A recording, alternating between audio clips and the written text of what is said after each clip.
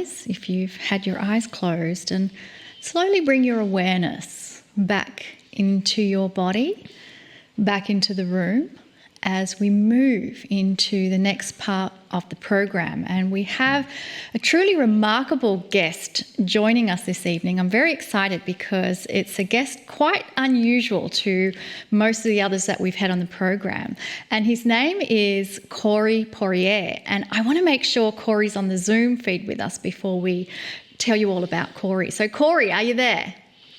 I am absolutely here. I'm super stoked for today and yeah, very excited. Oh, fabulous. Well, Lee, let's tell everyone about Corey. Can you tell he's excited? So am I. Corey Porier is a multiple-time TEDx speaker.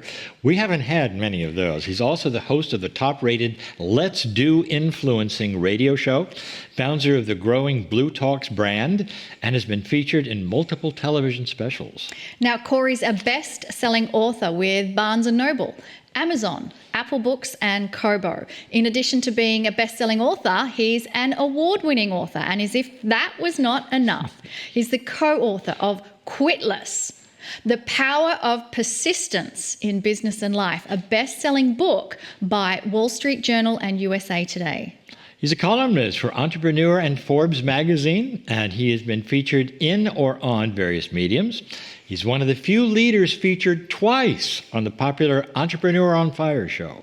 Now, Corey's interviewed over 6,500 of the world's top leaders. He's spoken on site at Harvard and Columbia University, and more recently to the Microsoft team leaders at Kyle Wilson's Inner Circle retreat, which featured everyone from Brian Tracy to Mark Victor Hansen and Phil Colleen.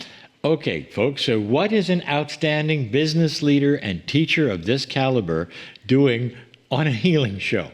So let me ask, how many of you are interested in finding your purpose, or perhaps finding abundance in your purpose, or life at the moment, just for you?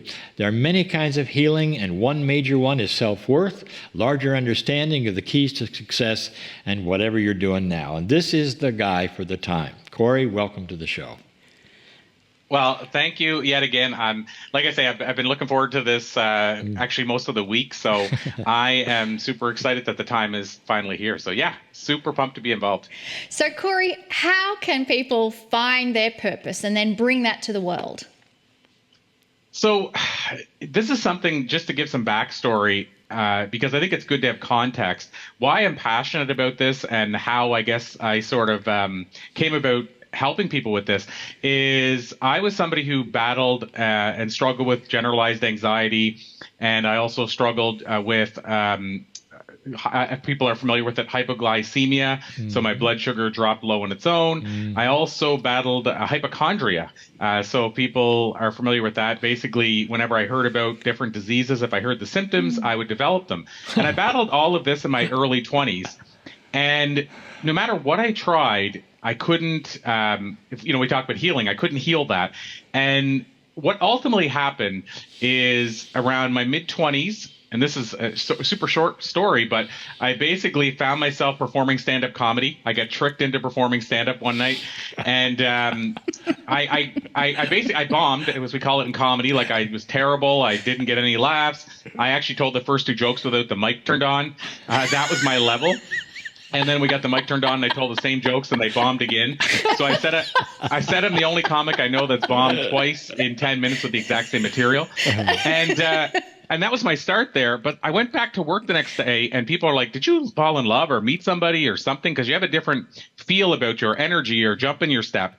And that was sort of the tipping point. So what happened was I kept going back every week and getting only marginally better, like the comedy. It took a long time, but I kept going back week after week. And then I discovered this little thing we call public or professional speaking. There's some stories in there, but basically I discovered that. And once I started speaking in front of audiences, everything started changing. So all those things I mentioned, the anxiety started disappearing, the hypochondria started disappearing. And so I kind of teased sort of off air, I was going to talk about vitamin P. And I've often said that vitamin P is the vitamin you can't buy in any store, but it's the most important one you'll ever take. And what the P stands for is passion plus purpose.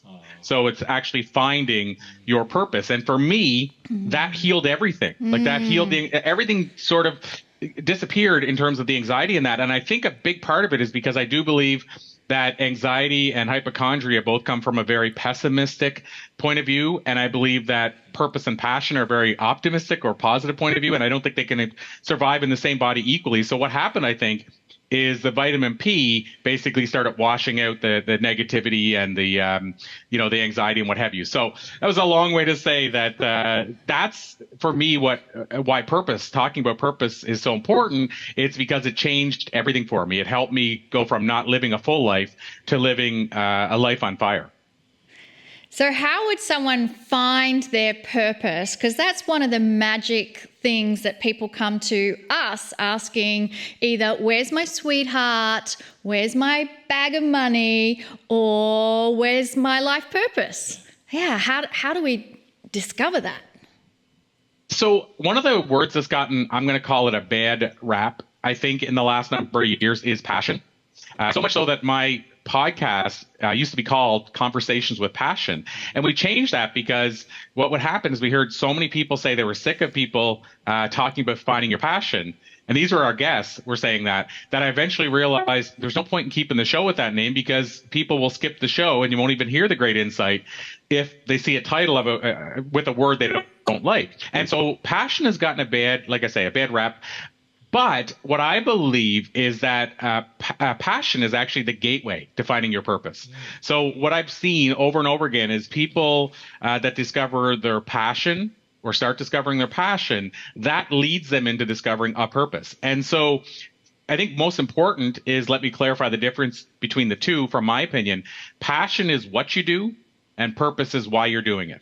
So to put that in more perspective, if you're a photographer, if you're a stand-up comic, if you're a comedian, if you're a cook, a chef, if you're somebody who loves knitting, whatever that is, that's the what. That's what you're doing. The purpose is why are you actually doing it. So for me, throughout the years, my passion has changed. So it's been stand-up comedy. It's been speaking on stages. It's been helping people get on stages like we do with Blue Talks. And that's changed over the years. But the purpose has not changed much. And so for me, my purpose is essentially I want to create positive, invisible impact in the world for as many people as I can. So everybody I come across, I want to improve their life for the better in some way, shape, or form. And so when it comes to finding your purpose, I believe that for most people, the shorter version or short step or shortcut is finding your passion. So I found that most people that say they haven't discovered their purpose also don't have a passion. And so to give you an exercise, because I think it's important if we have something we could take away and actually do on our own that helps us go towards this, so it's actually actionable and it's not just theory. Here's an exercise I've taken a lot of people through over the years. Interestingly, I didn't put myself through it when I first discovered it because I discovered mine by accident. But essentially what I get people to do is take a piece of paper and a pen. And what I want you to do is start making a list. And on that list, I want you to write the answer to, first, what would you do if money wasn't an issue? So, if you didn't have to worry about money ever again, if you won the lottery, whatever it is, a lot of people say, I go to the beach and never work again. And I always say, well, a month later, when you realize that's not as fulfilling as you hoped, when you came back to the real world, what would you do? And so put that on a thing, because again, if you would do it if money was an issue, then it's probably a passion. But put that on the list. Second thing you want to ask is, whenever you had an idea to do something and you let somebody convince you it wasn't a good idea, so you wanted to go to clown college and somebody convinced you to go to UCLA, go back to that point and figure out what it was you liked about being a clown. Like, what was the thing there? Also, so put that on the list. Put the list on the list. What are the things you did when you were a kid and you loved doing? On the list, put what are the things that people say you're really good at this, and or also what are the things that you're really good at, and what are the things that when you do it, you don't watch the clock. So basically build this list, and you could end up having 10 things on this list. You could have 5, you could have 30.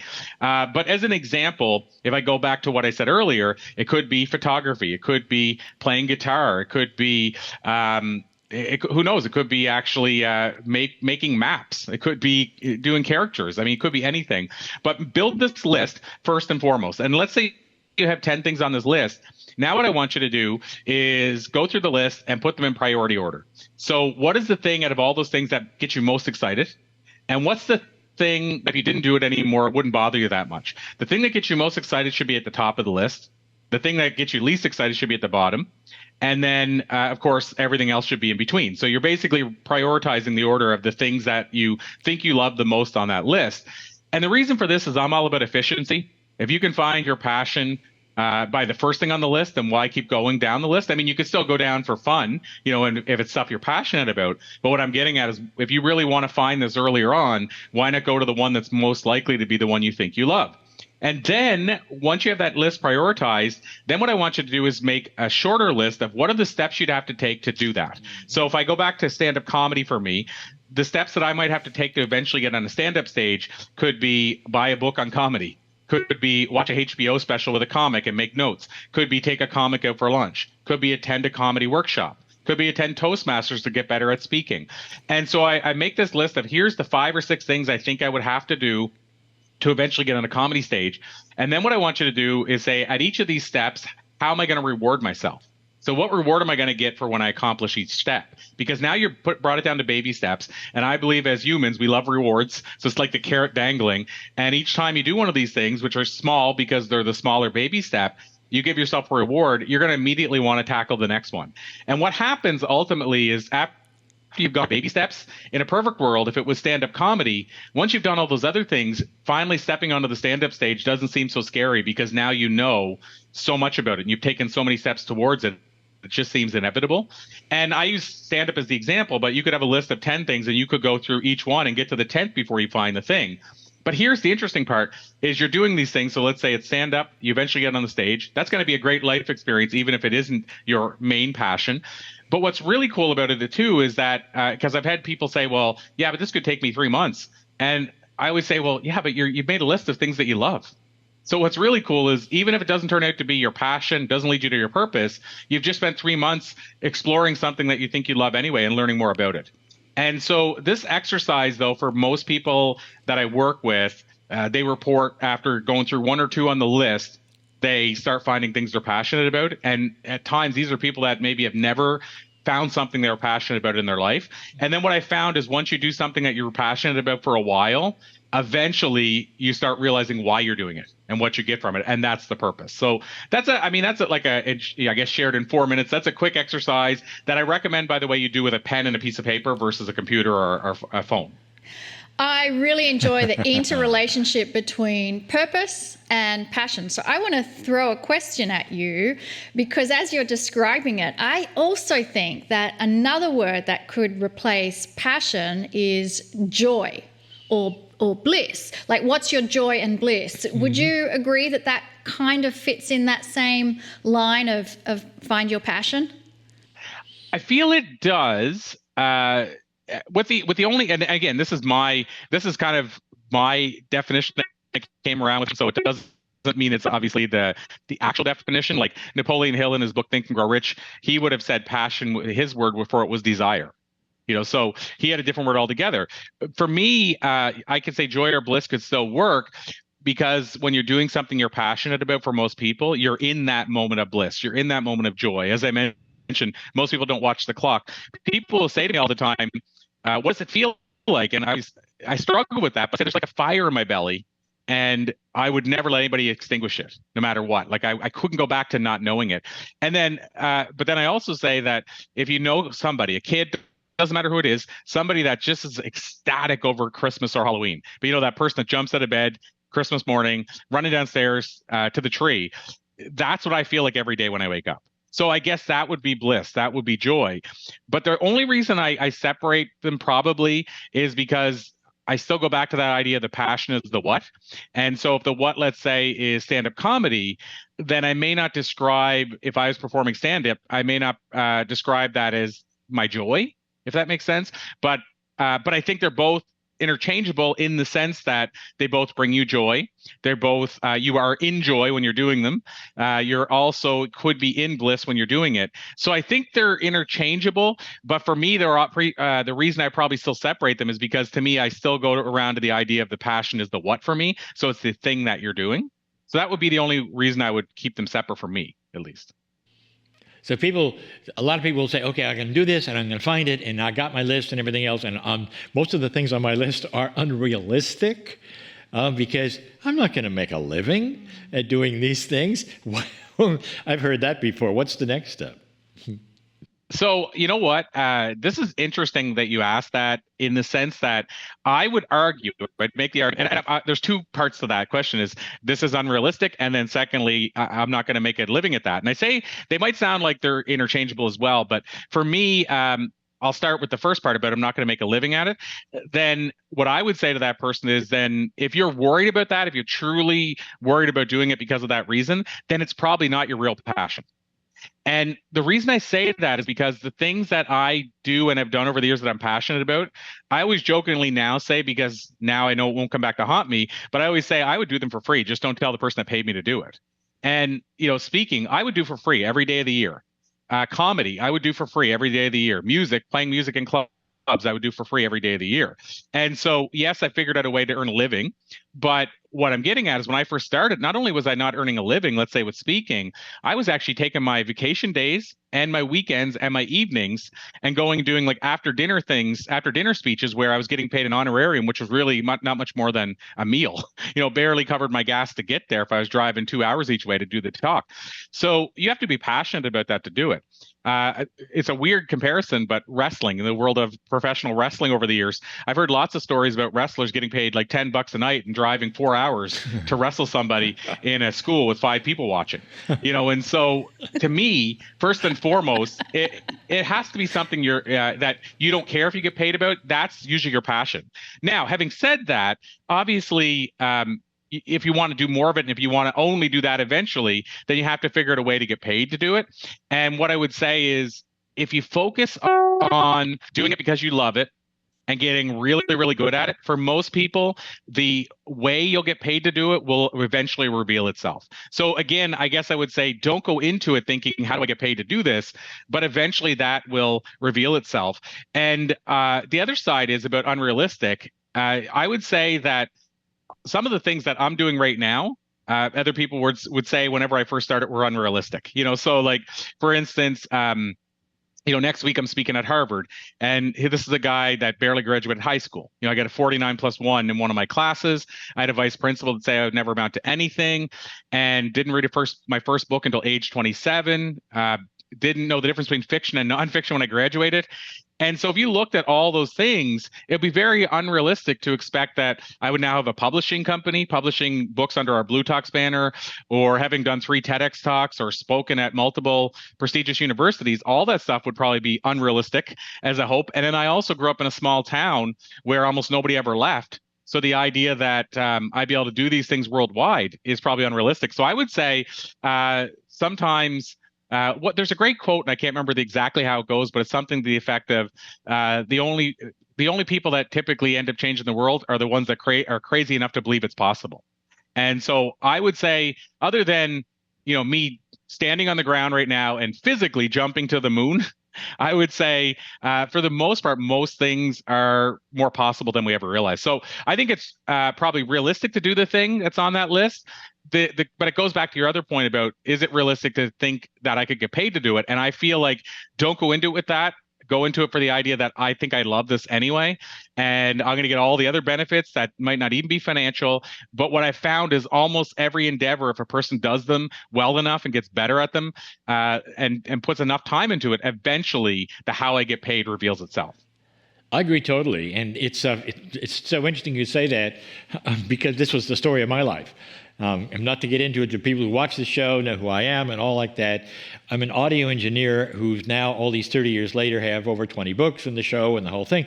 And when I first started, I asked myself, who would buy a book I would write about something that I'm barely able to write about? And can I write? And it showed itself. And the idea of could I earn a living at it was never even there. I didn't think I could. That revealed itself. And you're right. The more you do that, and it comes out that I was good at it. I never thought I was, and people liked it. You know, it's almost like a lot of the people on the internet who start doing things, and then people say, "We like that," and you go, "Really?" and pretty soon, you know, it develops into something you didn't expect. So, yeah, there's an element of you don't know what you don't know. I think in all of this that I encourage people the same way you do. Do it. Find out. How does it feel? What do people think? Yeah. So this is right in line with what has happened to me. So thank you for letting me talk about me on the show in your interview. My pleasure. But it's awesome. I love that you mentioned take a pen and a piece of paper, make sure you write it down. And there is a part in our brain that we access when we do that. So I want to stress the importance of those watching this and doing this exercise to really get the pen and paper out and write it. And I want to throw something out as well. Write a list of like 10 outrageous things that you see yourself doing. And the more outrageous, the better. Because review it in like 5 years and see what happens. Have you done that, Corey, where you have written things or you've written down and they're completely outrageous, and then you realize, oh my gosh, I've done that? So I have, and I want to circle back too, if you remind me to circle back for a second onto the journaling side as well, because there's something there that I'd like to share. But to answer the question directly, I have written what I'll call outrageous goals, and some of them, sometimes they come to life in ways I don't expect them either. Like, in other words, I have to be flexible when I write them down to recognize. So, for example, one of the things I wrote down years ago is that I would love to have the experience of being a fireman. And a number of years ago, I spoke at a school, and one of the guys that was there ran I'll call it the fire. I don't know the exact terminology for it, but it was the university or school that people went to training to be a fireman. And he actually reached out to me after my talk, because we went to school together, and he didn't know I was going to be there. I didn't know he was going to be there at this talk in a different part of the country. And so he invited me to go to the school and spend a day as a fireman. You know, so cool. So like, that's an example of something quite outrageous that for me, it was quite outrageous. I felt it. You know, another example is as a kid, I mean, I wanted to be a rock star, but guess what? So did 90% of my friends. And so another thing I wrote down is I wanted to have, I wanted to be, the best way I can say it is I want to be recognized somehow as a musician, like that I could have done it if I wanted to pursue that. And early on, I was terrible. I was a terrible singer. And, you know, I would say I was tone deaf. Still don't tune a guitar with a tuner. With the ear, I mean, I have to use a tuner. And so really carving out any kind of thing that would be close to a musician career seemed unrealistic or outrageous. But 2014, after working at that for years and years and just continuing to play on that, my album I put out at that time was nominated for Rock Recording of the Year. And this was a thing that I didn't know was it was nominated. I didn't know any of that stuff. So that was a validation to me of something, like I say, that was outrageous. And that same year I did a tour, put out a music video. I mean, it wasn't hugely viewed, but about 10,000 views on one platform.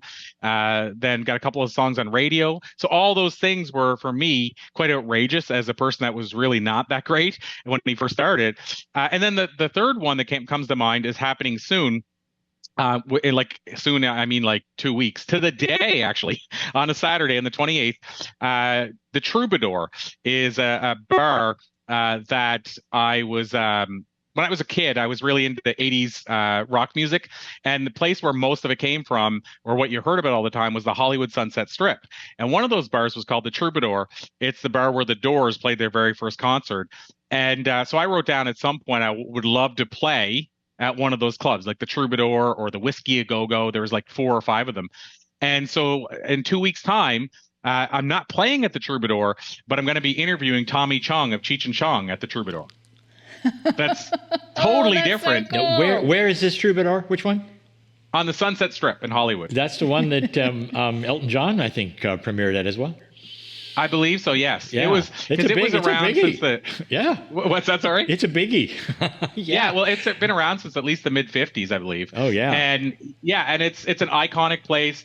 And yeah, I'm doing 3 interviews that day. But the first one that was booked was Tommy Chong, and so it's so wild because when I think back to being a kid, I was like, as a kid at 8 years of age, of course, Sure. 7, I was listening to Cheech and Chong, the cassette tapes, and saying, oh my God, I'd love to be a comic or be a part of a comedy duo or something like these guys.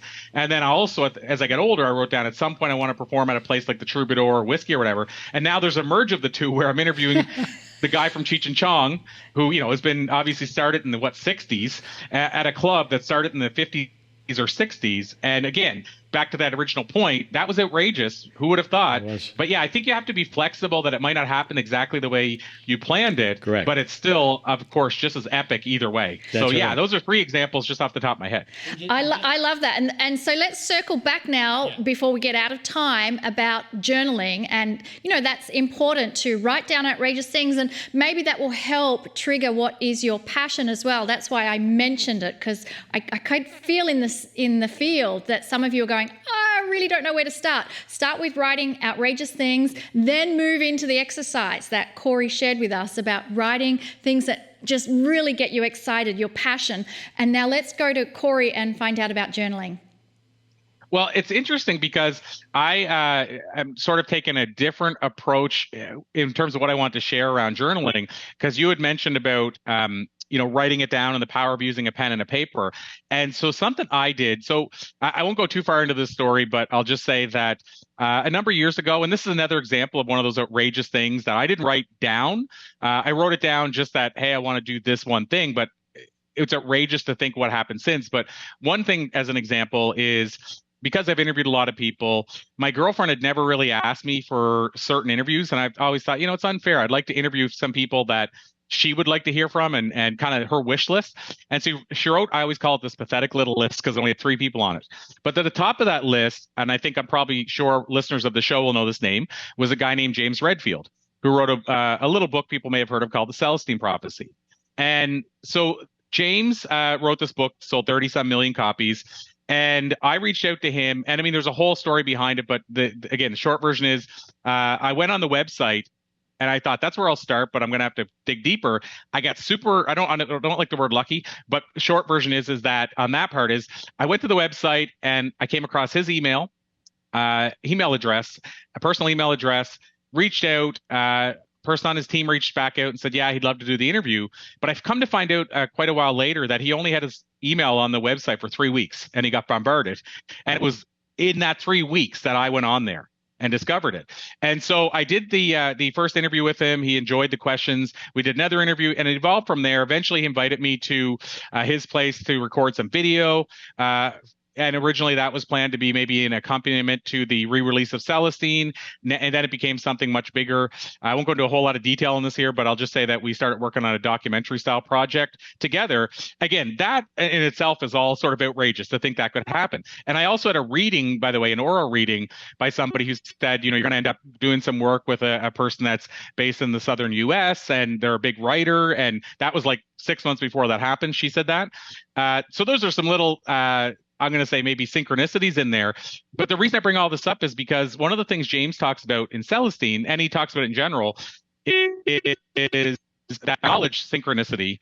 You'll see more of them. I mean, that's really the whole premise of the book, is that the character sees more synchronicities, and the more he sees them, the more they happen. And so to go back to the point about writing it down, something I've done that nobody told me to do, and I haven't seen anybody else do it. And I think it's an amazing exercise. And I'm looking at my that I'm talking about it, like right now, it's just across the table from me, but I started writing down synchronicities as they were happening. And so what I noticed started happening is the more I wrote them, the more I either realize that I'm having them all the time, or the more they're actually being delivered to me because I'm thanking me for them. But either way, in addition to normal journaling, I actually make notes every time I have synchronicities. And I filled 3/4 of the book, and I bet you about 4 months, with things that each one of them alone, for some people, they would think it only happens once in their whole lifetime. And I'm having them happen like 3 of them a day.